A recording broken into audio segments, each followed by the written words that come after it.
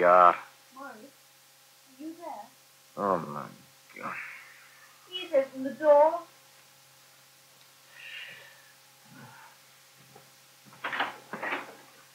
What do you want? To see you, of course. Can I come in? You've not wanted to see me for the past few weeks. Why change your mind now? I'm not very consistent. Are you going to let me come in? All right.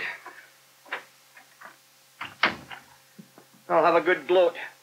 Nice place, isn't it? Almost the spitting image of the dump I lived in when we first met. Except the rent's a good bit higher, of course. How much? No, I'm sorry. It's none of my business. You're dead right it isn't. Well, if you're stopping, you better sit down. Have a chair. I'll take the bed. Thanks. I'd offer you a drink, but it's all gone. That's all right. Oh, aren't we polite?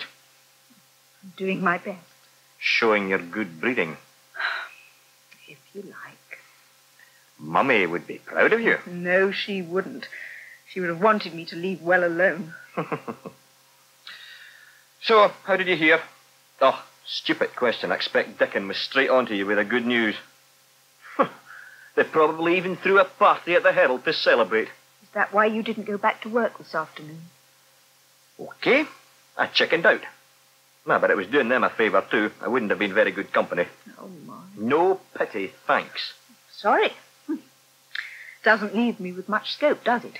You don't like me being polite. You'd resent it if I gloated. And now even sympathy's not allowed. That's right. I was daft enough earlier to think I might get some sympathy, but I didn't. So now I've decided to live without it. I don't understand. Well, I went round to see Cliff and Shirley. They're supposed to be my friends. Wouldn't even open the door. Cliff told me to get lost over the intercom. Why didn't you come and see me? What, after the reception I got the last 2 times I called? That was different. Oh, I see. You'll give me the time of day as long as I'm a failure. That's not fair. Well, tell me this then.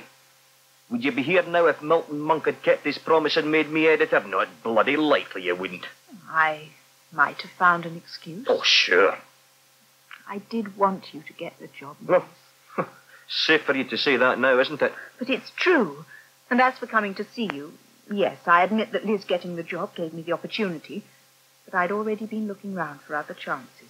Oh, so that's why you were always so friendly when our paths crossed.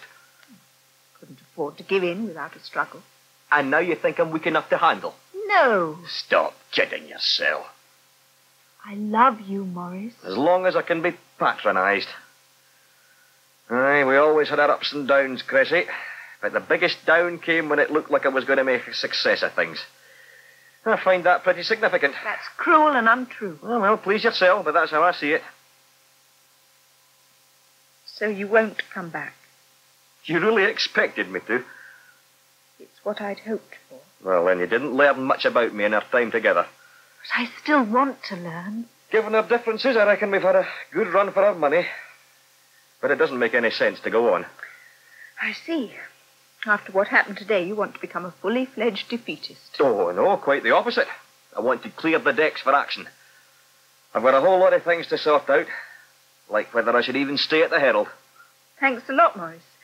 It's nice to know I'm just something to be brushed aside. Oh, that's not what I meant. You weren't still there to be considered until a few moments ago. Oh, I apologize for getting in the way. How inconsiderate of me to want to help the man I love. I'm sorry. So you never even thought we'd get back together again? I thought about it all the time, woman. Come back to the flat, then. I can't. All right, Maurice. I'm not going to plead with you or distract you from making the other decisions you're busy making. At least it doesn't look as though I'm leaving you in a state of self-pity, which is probably what Liz was worried about. Liz? Yes. She came and told me what had happened. She was worried about your not going back to the office. I think she genuinely felt for you, Maurice. I wonder if you would have bothered about her if you'd got the job.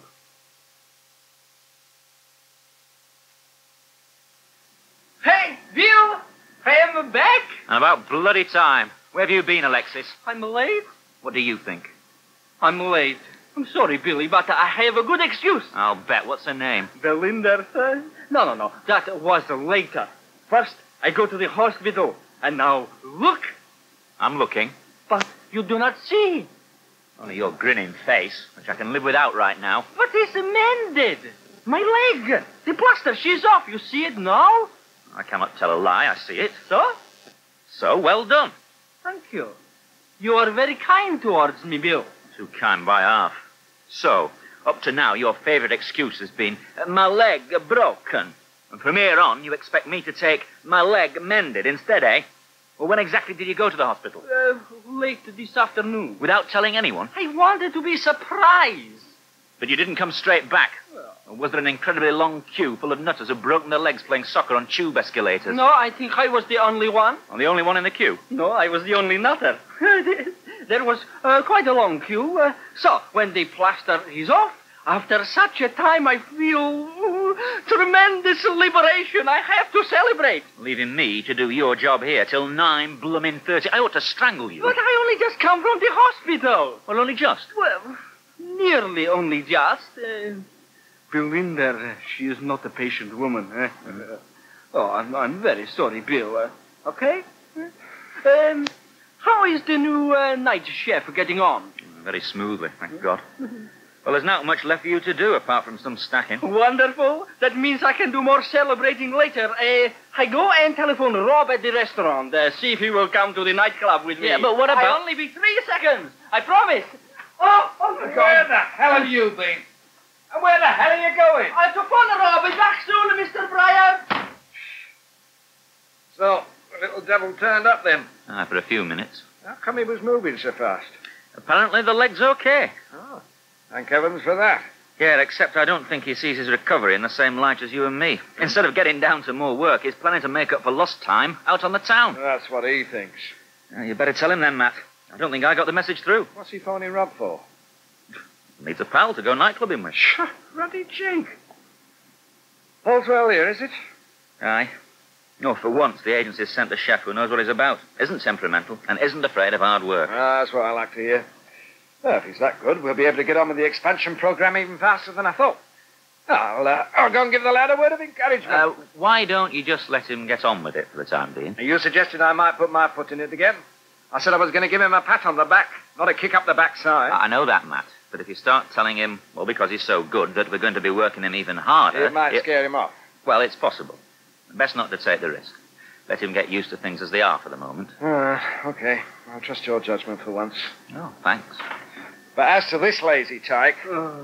My plans, all spoiled. That's good. He can see into the future. Rob, he said he much too tired to come out to the club.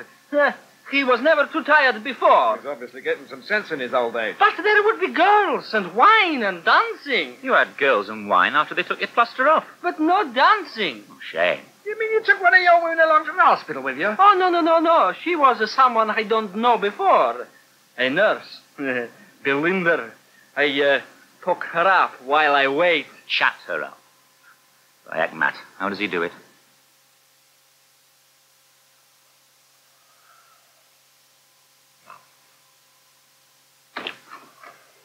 We're back, Father. Father? Oh, it seems a shame to wake him. Well, I don't think he'd thank us if we let him sleep in his chair all night, do you, darling? Father! Oh, you lendings. Huh? Oh, what? Who is... Don't worry, it's only us. Oh, do you have to push me about like that? I only touch you on the shoulder, and very gently. Well, I thought it was an intruder, and I... Oh, well, I suppose I must have been dreaming. The house doesn't look as though it's been broken into. Anyway, a sensible intruder would have let you sleep on soundly. You both seem to be in a very flippant mood. We had a very good dinner. No trouble from the children, I hope. Fortunately not, Elizabeth. Must be very late if I was asleep. It's only 10:30, as a matter of fact. And you don't call that late? Celebratory jaunts usually go on longer, but we decided to continue here at home. Oh, dear. Does that mean you'll be having some sort of social gathering at this hour? Oh, only a very quiet and select one, Arthur. Just the three of us. You're including me? Well, if you feel like it. Father, there's something we'd like to talk to you about. Well, I'm afraid it'll have to wait. It's far too late and I must go to bed. Oh, well, please yourself. It's a matter of necessity, not pleasure. Well, thank you very much for babysitting for us. And since you chose to mark your promotion in this fashion, I could hardly refuse. In this fashion? You only went out for a meal, Father. That is what I meant. Oh, by the way, there were a number of telephone calls, Elizabeth. People wanting to congratulate you. I made a note of the names. Good night. Night. Night. I must see who all my well-wishers are. Guess what Arthur's idea of a number of calls is? 3. No, I'm not quite that famous. 2. Claire and Lynn. Still, that's better than none. Well, darling, it's going to take a few days for the word to get around, you know. Oh.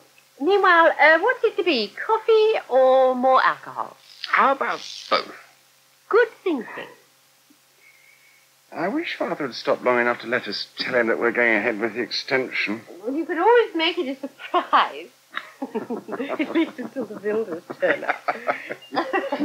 Oh, there's a bit of brandy left. Will that suit you? Perfectly.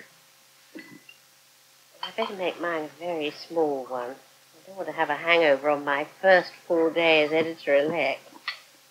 There we are, darling. Here you are. Thanks. Darling, good luck. I think I'm going to need it now and then. Like tomorrow in my first dealings with the defeated Maurice. If he puts in an appearance.